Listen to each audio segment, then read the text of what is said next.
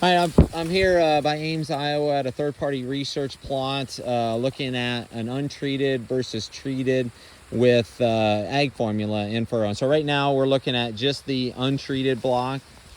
That's a few sections down from the treated block, but this would be the same hybrid.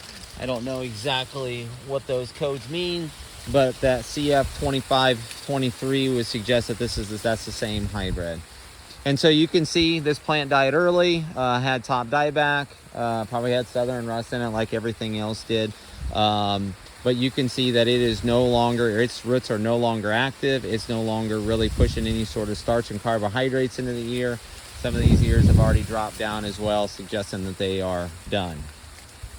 So let's walk down here to the treated block, which is, I don't know, about 16 rows over here. It's going to be pretty obvious as we walk up to it which one that it is. Well, we're getting greener and greener and greener, and you can see here's the tag that's there. This is that same hybrid treated with ag formula. I'm not sure if they put any other food sources or anything in furrow. I would definitely be putting fish and prairie food, the high energy fish and prairie food in furrow with it. But you can see our upper canopy is healthy. We continue to fill these ears. They're upright, and we're continuing to put starches, remove that sugar, put the starches back into it, and increase our kernel depth and grain fill. And we know that the upper canopy is still creating photosynthesis because it's green.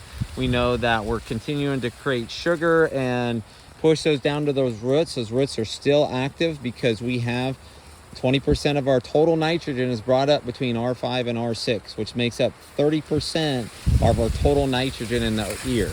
We also have 30% of our phosphorus that's taken up from R5 to R6, which makes up nearly 45% of the total phosphorus in the kernel.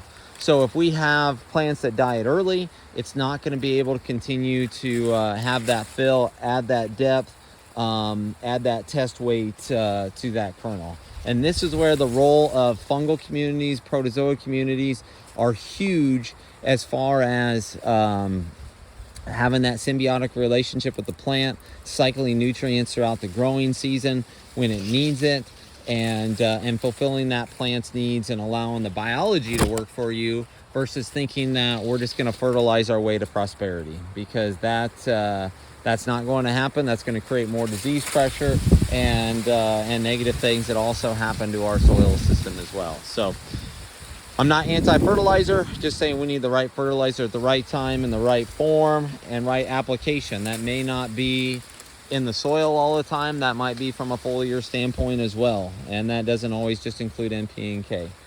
So this is a huge testimonial on the power of the biology and what it's doing to drive that late season plant health and grain fill.